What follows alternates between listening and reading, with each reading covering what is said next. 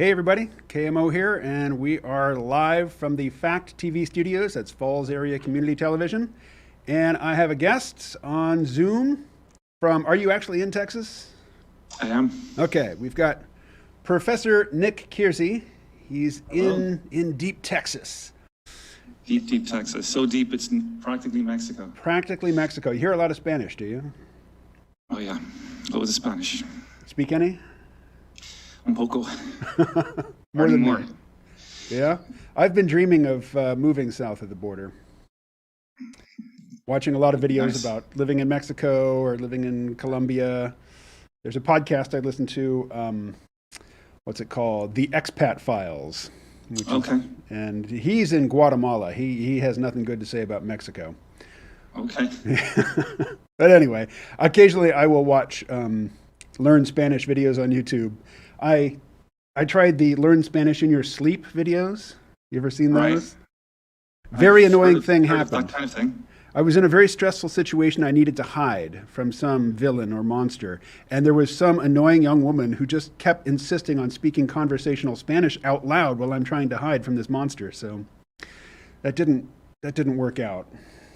I never did that again. But Nick, you are the host of a podcast. It is, tell me about the podcast. So it started a while back, a few years ago. It may not be the most appropriately named podcast for what I'm trying to do, but sometimes, names stick around, right? So I've been running a blog for many years called Occupy IR Theory. You can find it at occupyirtheory.info.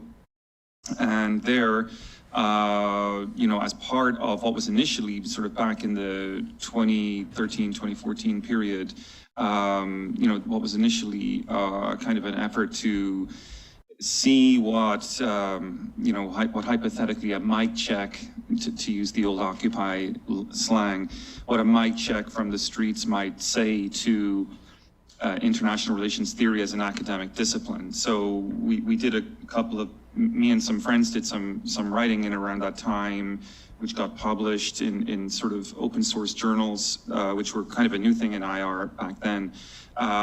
So we wrote a little bit under this kind of hashtag of Occupy IR Theory, and the blog was set up around that, and it ended up being me that was the one who was kind of maintaining it and sort of paying for this blog. And I was, years later, it was kind of like, well, why am I keeping this up? It was it was an archive of a certain time, but it was sitting there it wasn't really being updated, it wasn't really being used. So I had some interest in doing a podcast, and admittedly my interests have sort of shifted since then a little bit, more interested in kind of questions of futurism and acceleration and things like that, neither necessarily for or against, but definitely interested in talking more about it. And so that seemed to be the logical home for this new project, that to use the blog as a kind of because it existed and because it already sort of had a following, and it was already connected with my name. I decided to host my new podcast there, which is not new anymore. It's about 4 years old now. It's called Fully Automated. And it is a podcast sort of at the intersection of technology studies and international relations, and definitely sort of a podcast that has what you'd call a more Marxist orientation, though not exclusively.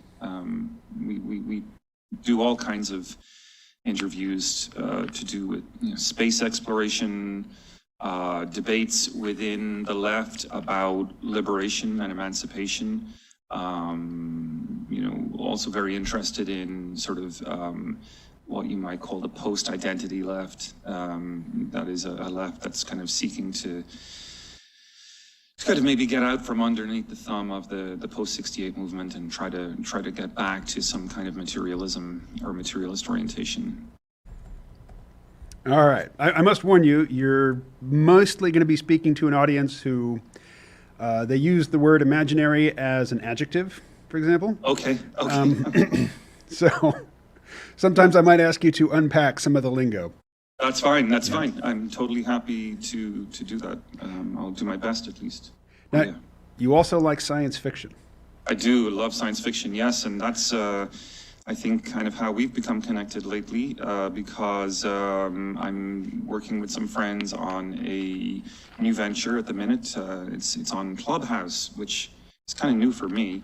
And me. But this is an effort to kind of explore the politics of science fiction and the science fiction of politics.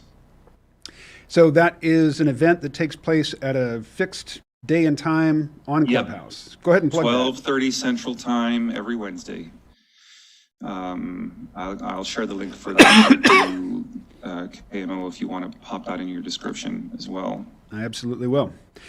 Most of the people who hear this will hear it as an audio podcast, but Right. I'll leave it up on YouTube. Most people don't know to go to YouTube to look for my stuff, but this is a convenient way to convene. Okay, very good. So that's tomorrow. Unfortunately, it starts in the middle of a weekly call that I have to attend, so I'll be coming in late. But I went last week, and last week my weekly call was canceled, so I could attend the whole thing, and I had a great time. We talked about an episode of Star Trek Deep Space Nine. Yeah, that's right. Which to me is a fairly recent episode of Star Trek Deep Space Nine, but now that I think about it objectively, there is no such thing as a recent episode of Star Trek Deep Space Nine. It was from 1995. Yeah, and that's right. It was an episode, it was a time travel episode, and Benjamin Sisko ends up taking the place of some historical figure who was a key player in you might call it a riot. They called it, I think, the Bell Riots is the official name. But that's right. He ends up basically bringing everyday but sort of marginalized people in front of the camera to put them on, what science fiction writers of 1995 thought the future internet would be. The story takes place in the 2030s. And I suggested anyway, and I think a few people agreed with me, that it was absurdly sort of rose-tinted in its view of, what global connectivity would do for our, how we relate to one another. Yeah, it was a very symptomatic episode. I would agree with you on that. I mean, another aspect that really kind of jumped out for me, which I admit I wasn't really ready for, and maybe it just was interesting. I hadn't watched a Deep Space Nine episode in quite a long time, but I'd watched them all once upon a time. But revisiting that episode was also very kind of clear how nostalgic it was for the post-industrial lumpenproletariat. The expectation or the anticipation in the show was that you need these kinds of horizontally organized post-industrial movements. And when I say post-industrial, of course, I just mean like post-industrial era, where automation and various other economic pressures might have dislocated a lot of what we took for granted in the post-war era as the American proletariat and the struggle of the working class in America, which of course, through various political machinations, managed to strike quite a good deal for itself in the decades after World War II, right up until the era of the birth of so-called neoliberalism, where of course things have taken a turn for the worst. But one thing that was sort of struck me was how, in the present context where we are all sort of very much being led to sort of have a new curiosity or renewed curiosity in the writings of the Black Panthers, Fred Hampton and people like this, who expected that racial minorities, especially African Americans, would be this kind of like vanguard of this new post-industrial movement, right? Where white people were kind of coming late to the lumpen proletarian game. The black leadership class would already have sort of established a vanguard, a revolutionary vanguard in the urban landscape, and it was so striking to me watching that episode that almost like cookie cutter, like you couldn't have scripted it better. The expectation that everything we want, which is what the Star Trek future, right? Fully automated luxury communism. It can happen, but it has to happen only. It can only happen. The sort of essential condition of its possibility in our timeline has to be these sorts of street protests, these street revolts. from this particular class. I found it really remarkable as a kind of presage of where we are today with our debates, that this Star Trek episode is already doing this, In 95. Yeah, exactly. Yeah. So you've made multiple references to the lumpenproletariat. I thought the lumpenproles were the ones who were just too thick in the head to be of use to the revolution. Well, I mean, the lumpenproletariat was taken up by the Black Panthers as a sort of, in a positive sense, right? That they were in a sense going to be the hope for the Marxist future. In the aftermath of the deindustrialization period. Of course, it's not sort of strictly in keeping with Marx's description of the lumpenproletariat, because Marx was kind of down on them, he said many negative things about the lumpenproletariat and sort of thought of them as like doltish, mercenary types who had no particular commitment to leftist causes, had no sort of essential interests that connect them or bound them to the left. They were guns for hire, but the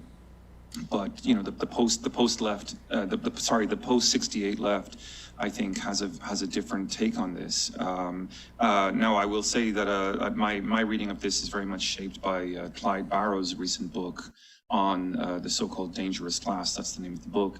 But it is interesting that for Barrow, well, I don't know if you want to get into this right now, but for Barrow, the idea is that that's a mistake, right? That the Black Panthers kind of essentially took a wrong turn and put way too much hope in the possibility of a lumpen revolution, and Barrow kind of sutures that narrative to his own critique of the Trump era and the kind of rise of.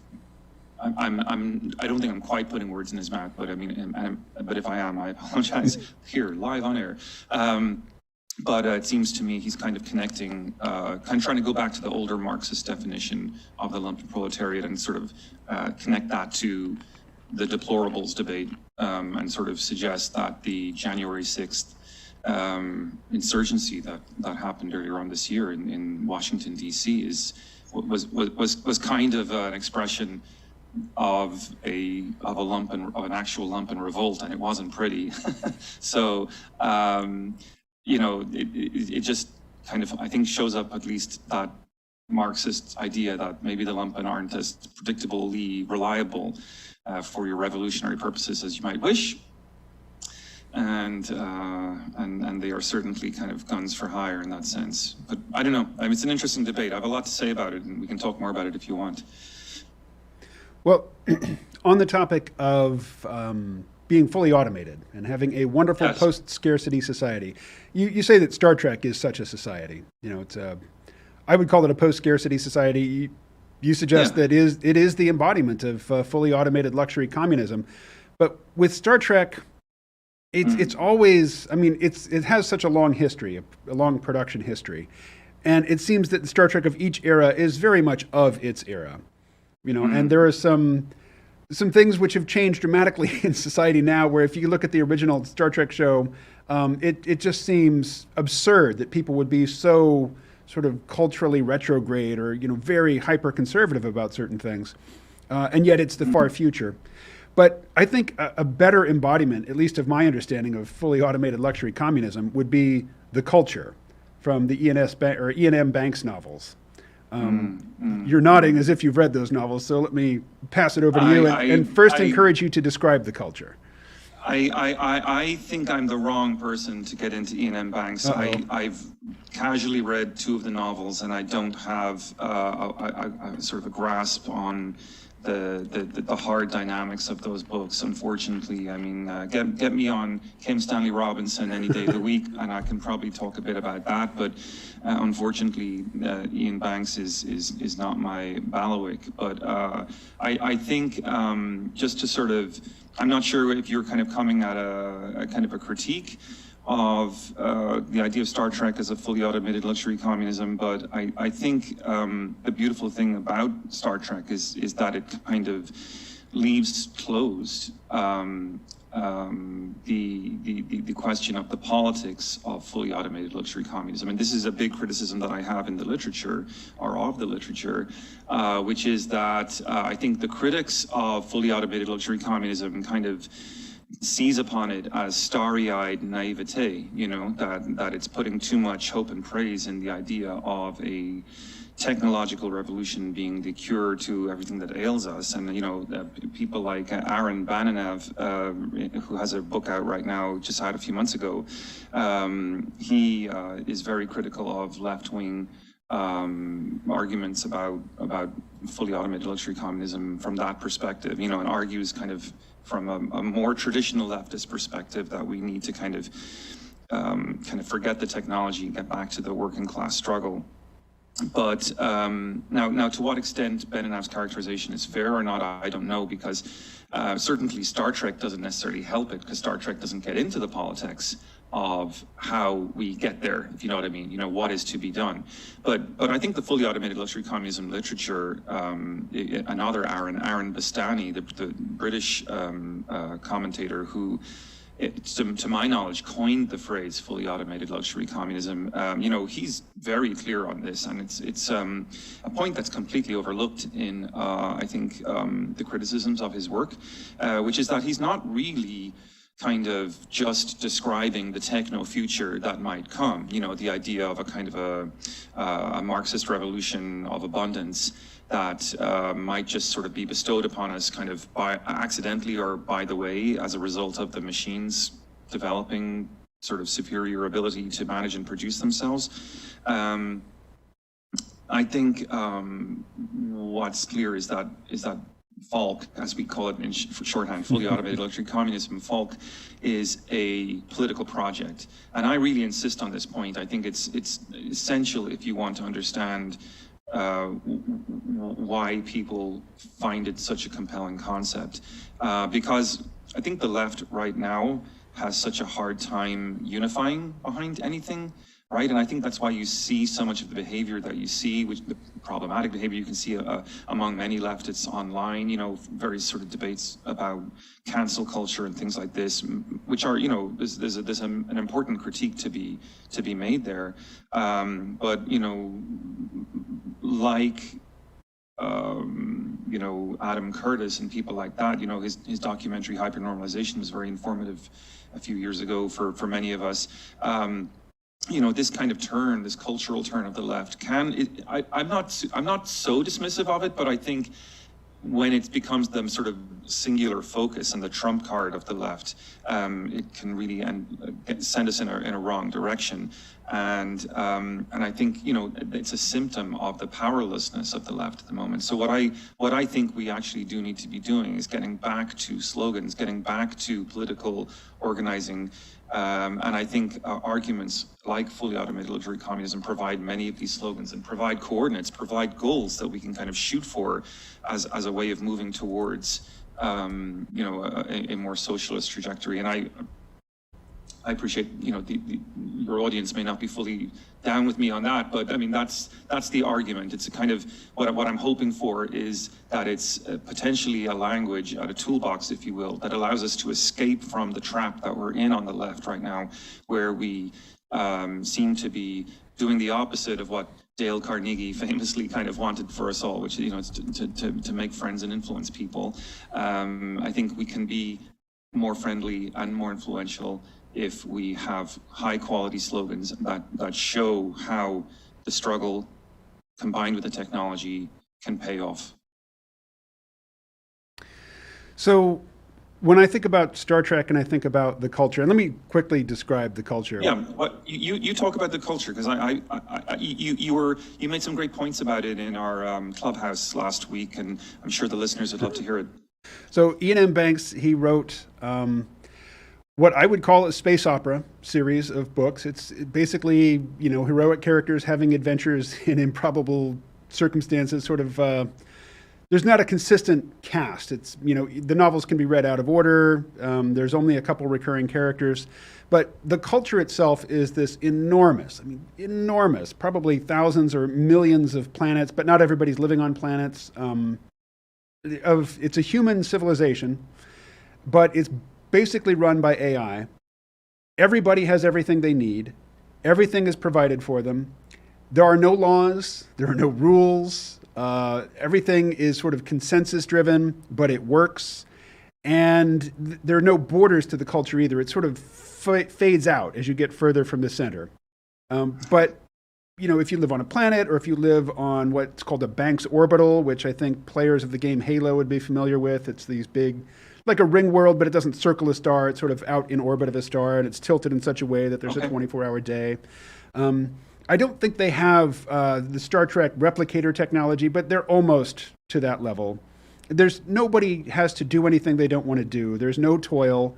And like Star Trek on Earth is pretty boring. Very few Star Trek stories are set on Earth because Earth is so tranquil, so peaceful, so harmonious. Nobody's mad at anybody. Nobody is struggling for anything because everybody has everything they want. So to get any interesting stories, you have to jump in a starship and fly off to the far reaches of the Federation and deal with primitive people, with warrior culture Klingons or greedy capitalist Ferengi, or, you have to get out away from Earth to have a fun story. So with the culture...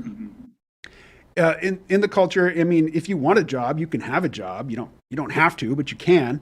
And some of the most coveted jobs are in the culture's version of like the CIA, which is called special circumstances. There's a general group of people called contact, people being humans and AI, and contact is dealing with, forces and entities outside the culture, and then, the covert operatives, the ones who are going to go out on missions and actually do stuff that's fun.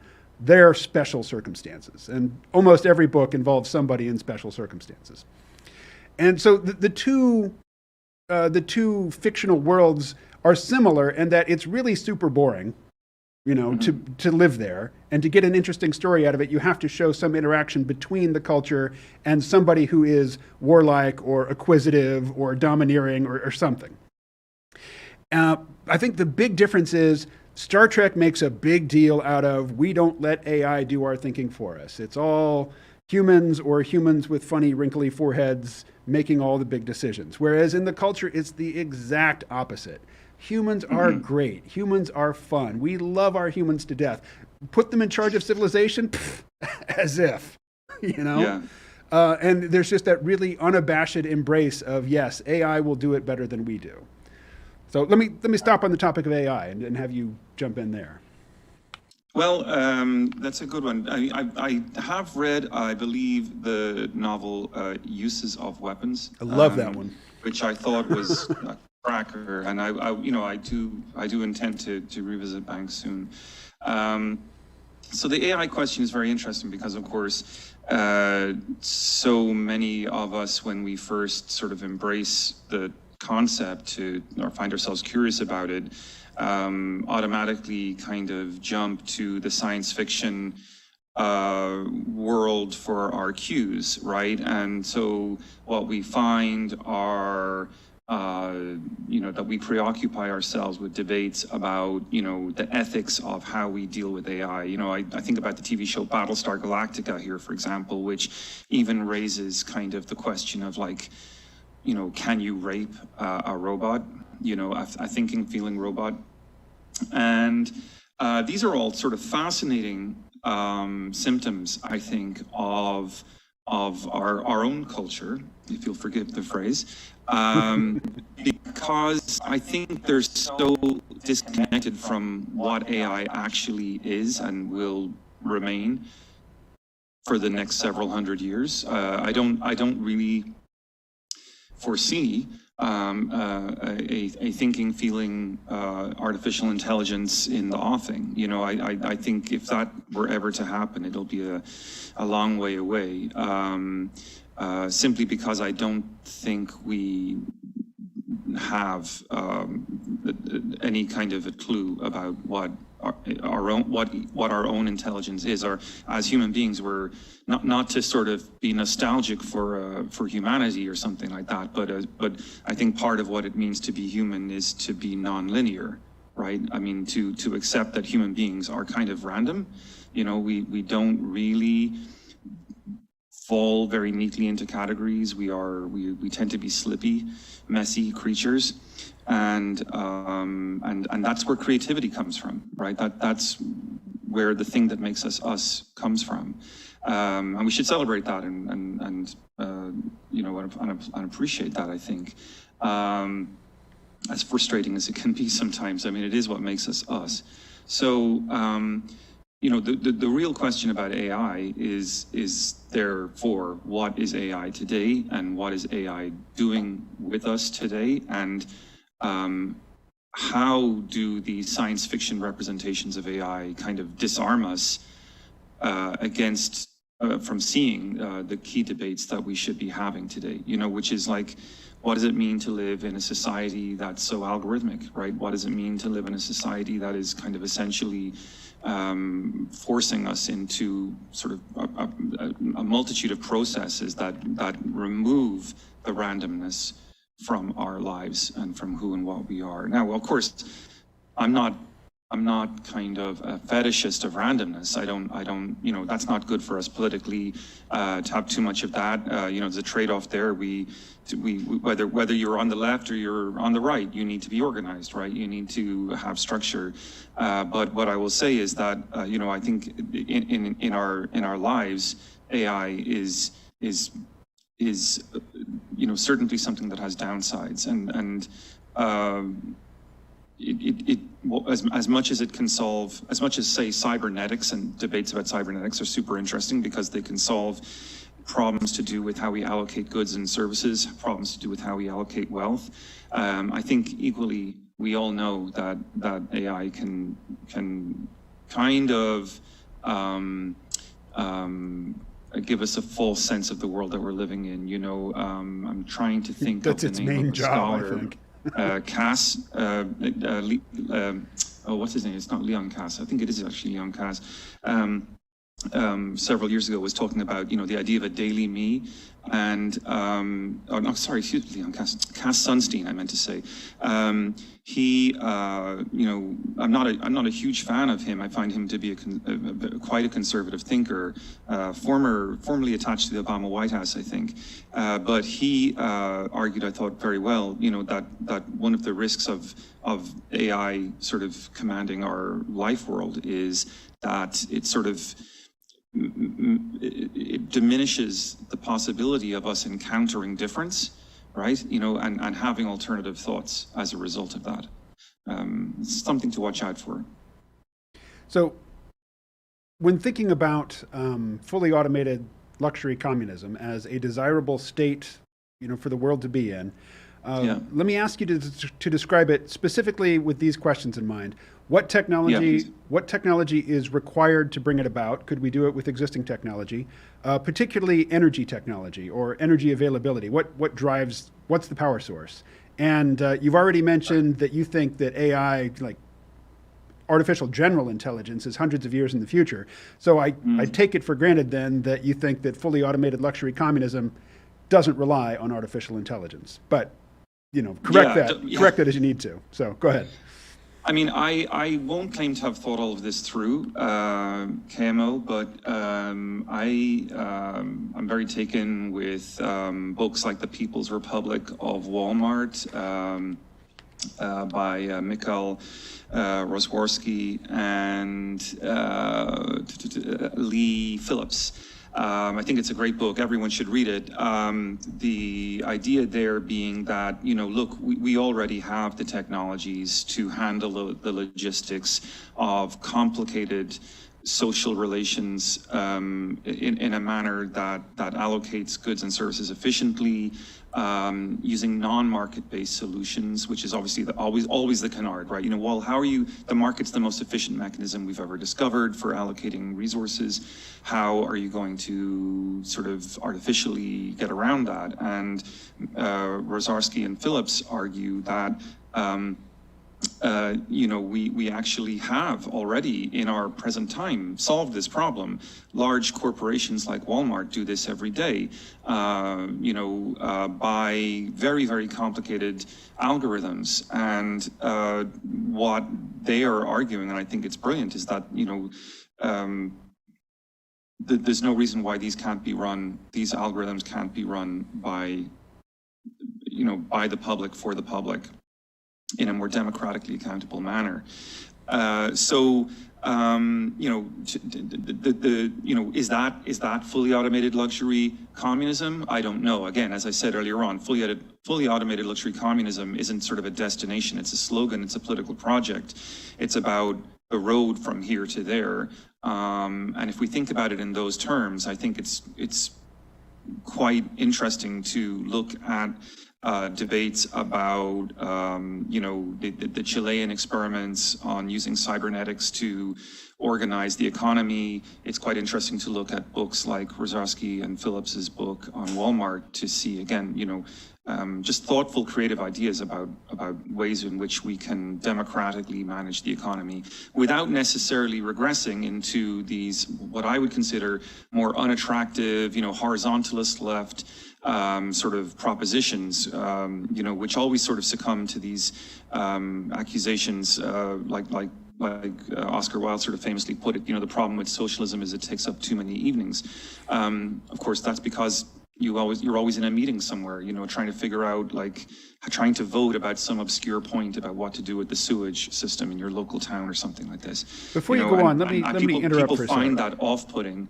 People find that that kind of level of being sort of asked to democratically deliberate and participate in every single thing to do with your economy to be, kind of almost childish. We have technologies at our disposal, so we don't have to worry about these things. We have the means at our disposal to,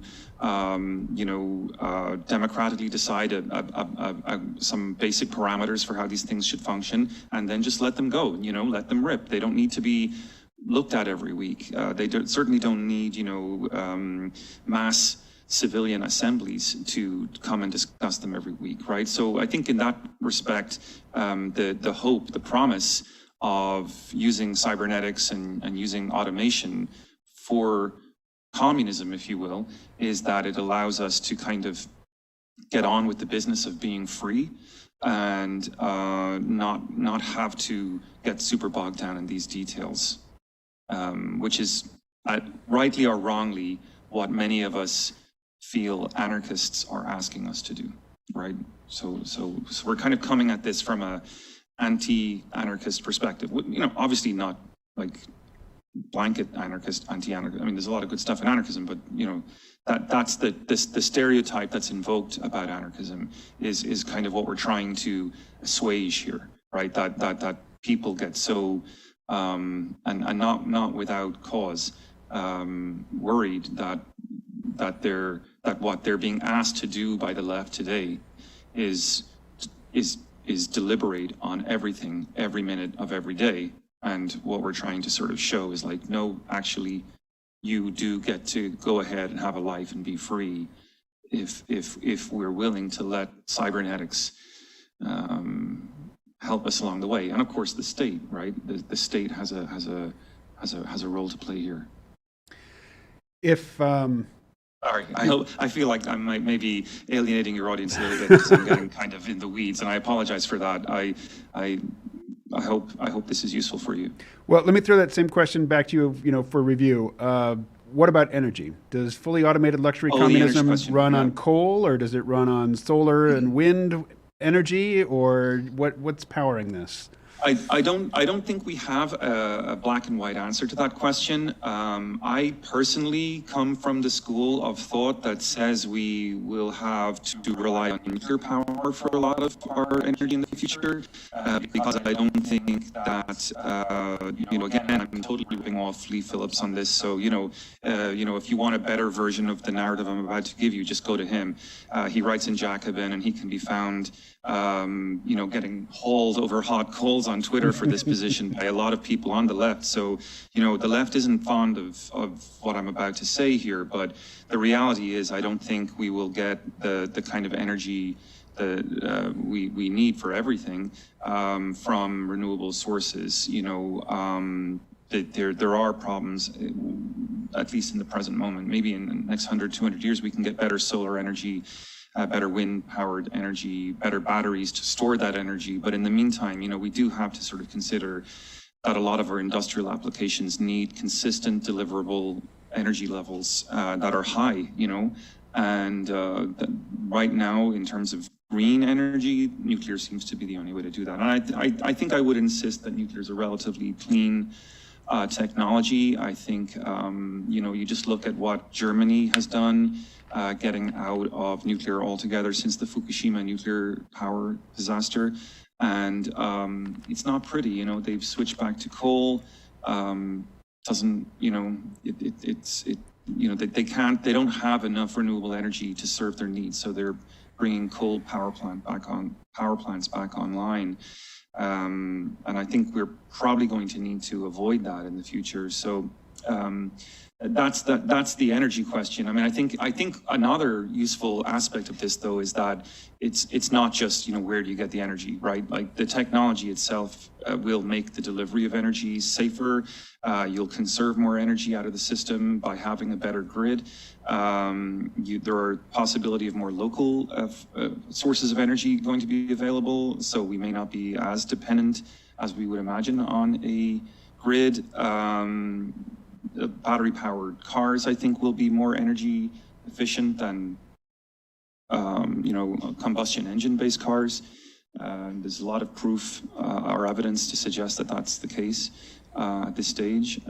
So it'll be a mixed bag. But again, as I say, the goal here isn't to have the perfect solution described. We want to get away from sort of the territory where we're getting called utopians. The goal is to draw people's attention to the fact that we could be doing so much more with what we have, and that it can make people's lives better in the here and now. So it's fully automated, luxury communism. Speak to the luxury part. I'm glad you asked me that, actually. That's a part that I think often gets under-examined. I might be a little bit off base compared to other people who advocate FALC here, but I think a really good scholar on this is James Livingston, who wrote a really good book about 10 years ago called Against Thrift.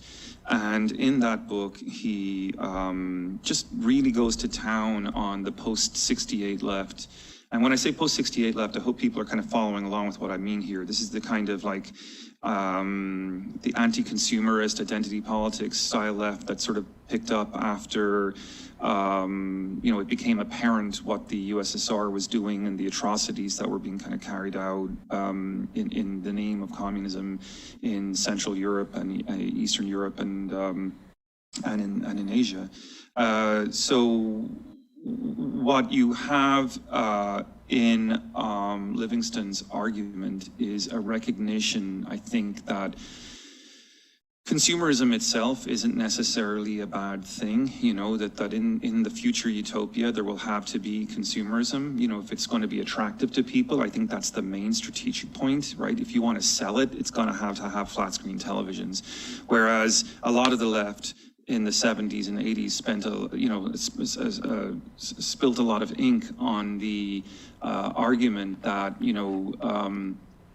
capitalism was reproducing itself off a kind of a false consciousness created by crafty and clever advertisers who wanted nothing more than to keep people addicted to Coca-Cola and Levi's and Snoopy,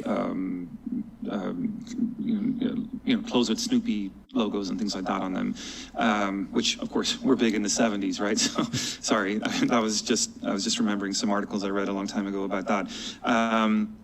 So the idea here is that, representation is key, that we're living in an era where our politics is fundamentally mediated by how we represent ourselves to ourselves, as opposed to any kind of question about, what want? What does it mean to live in a utopian society? You know, are we going to, you know, just kind of cast off all these worldly possessions and go and meditate in a cave like mystics? You know, are we going to become ascetic beings and renounce worldly pleasures?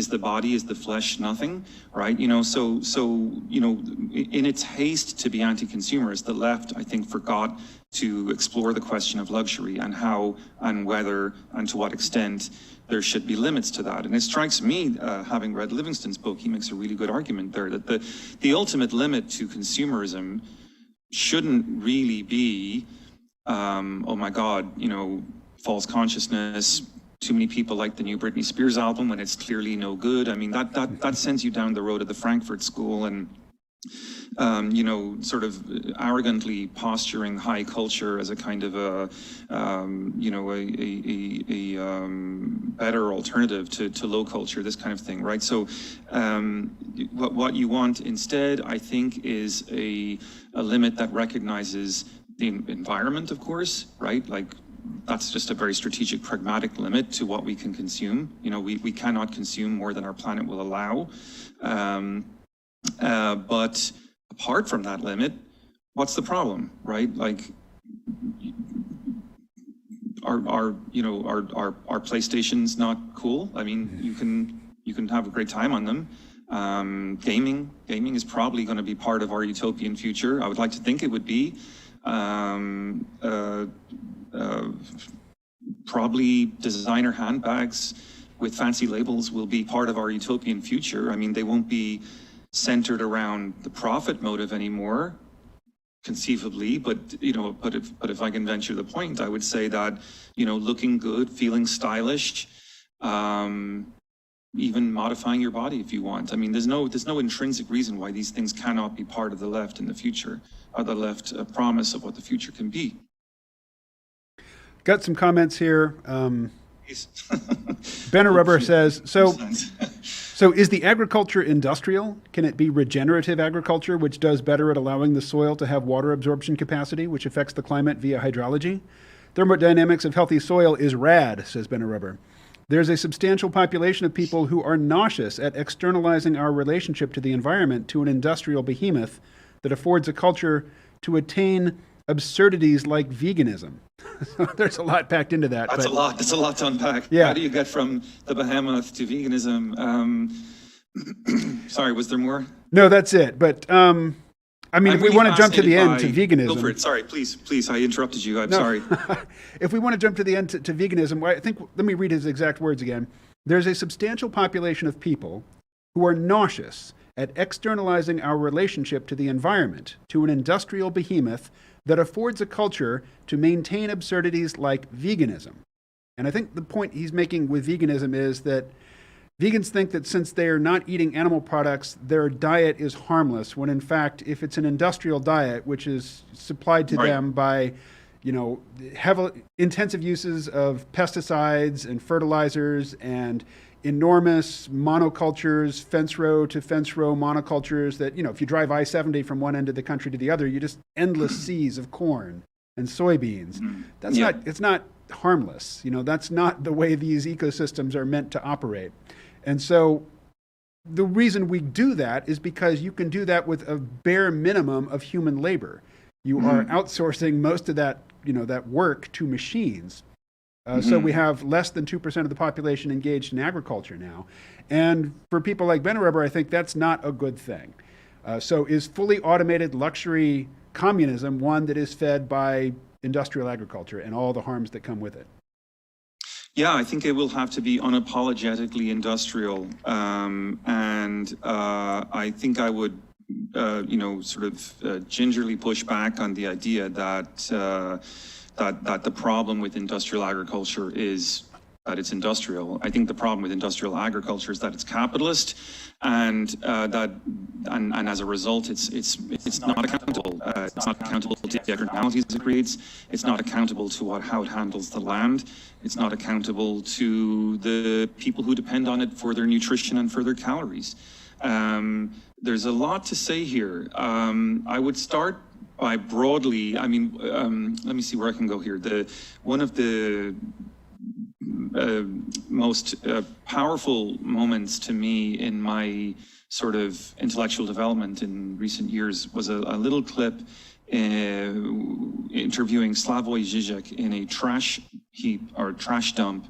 And it was in the movie Examined Life. Who made it? The name's on the tip of my tongue, it'll come to me in a minute. But yeah, it's in the documentary The Examined Life. And so we have Žižek, the Slovenian philosopher. Astra Taylor is the name of the person who made the documentary. So Žižek's walking around this trash dump, you know, talking about how, you know, the big problem facing us, those of us who want to do something about our ecological problems right now, is that, you know, the trash dump just encapsulates so much about how we disavow the externalities of our production system. But he warns in this video, and I think it's a very strong argument that I've seen now repeated multiple times in other sources, but this was the first time I really myself encountered this argument, because I think I had always been, up to that point in time, someone who was a certain kind of environmentalist. Let's just leave it at that. But Žižek warns us in this video, like, not to be fetishistic about nature itself as being an unproblematic realm, right? Despite the way movies like Avatar represent nature, you know, it has not and is not a beautifully harmonious whole wherein everything is perfectly fine, were it not for the interference of humanity as some kind of external parasite that invades nature or exploits nature or treats nature as a standing reserve. Instead, says Žižek, you know, no, there are lots of creatures that are farmers. In our natural world, we can see a lot of them at work, beavers, ants, and human beings are, of course, the same, right? So they are part of nature and they are farming creatures by definition. The question is, are we willing to step up and acknowledge that's what we are? What Žižek argues for is a farmer's mindset, a farmer's approach to being an ecological activist, if you will, or an ecologically sensitive citizen.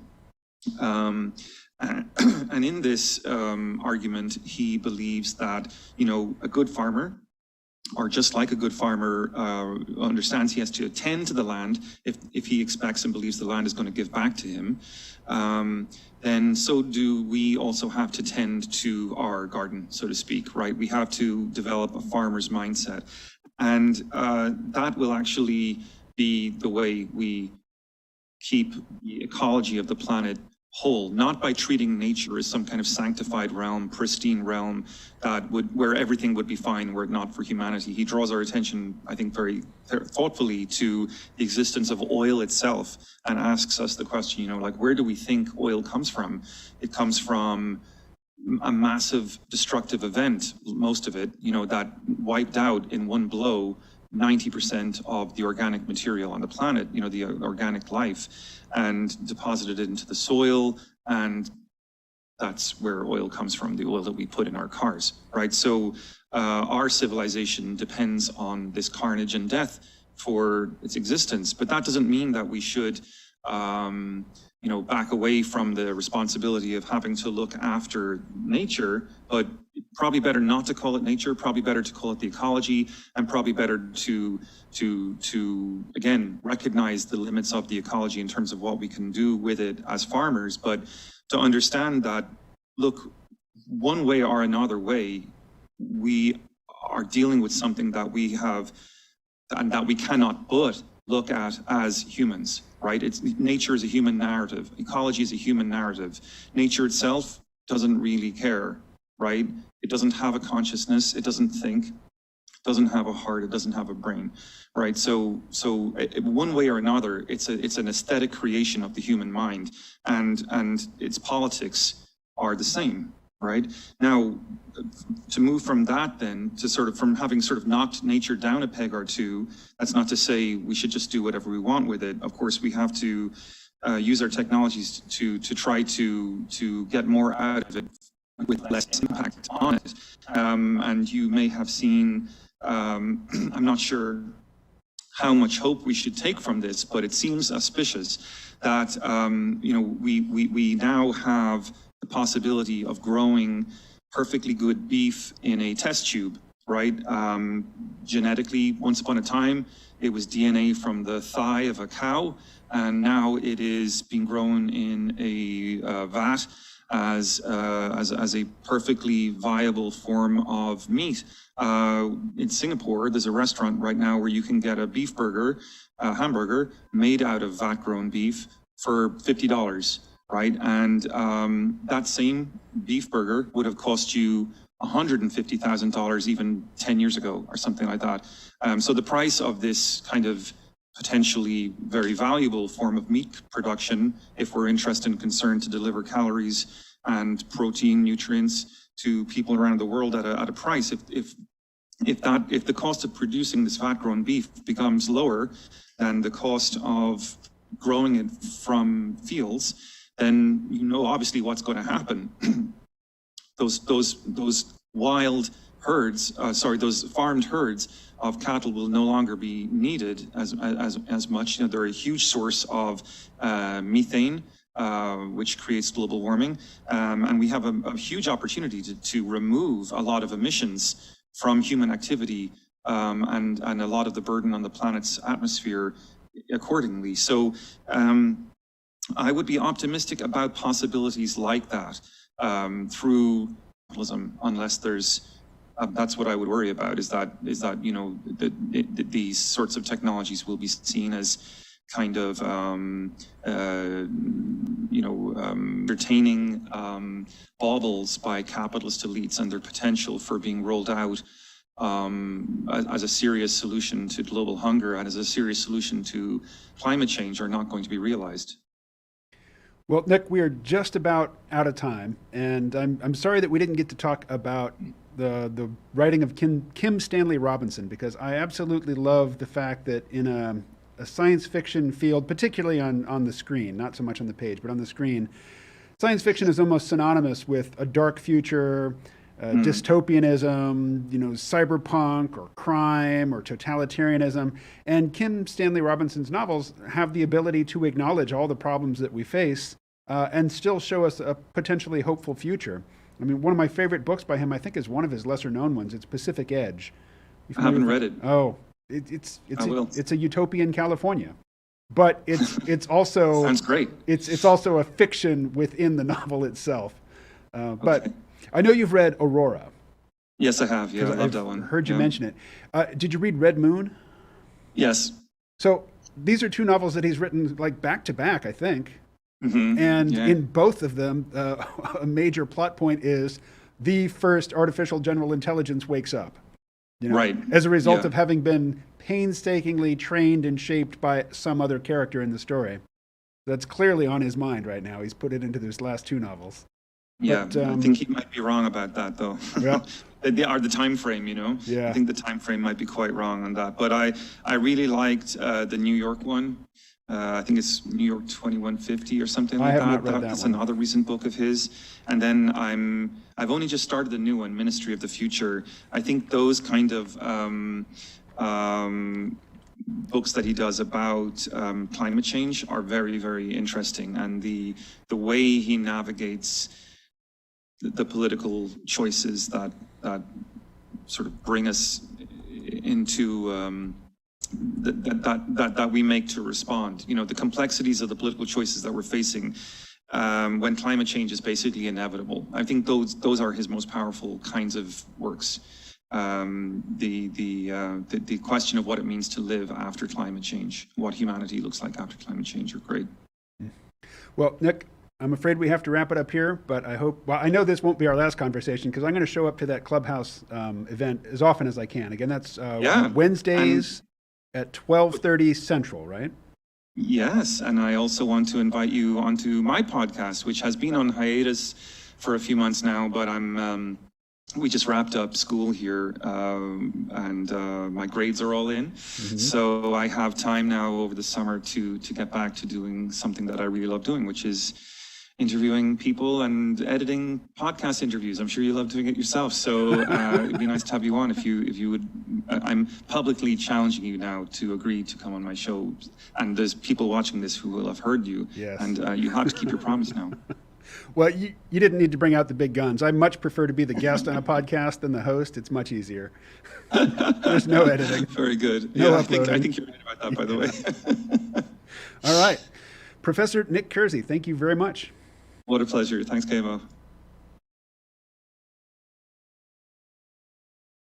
Colin, are we out?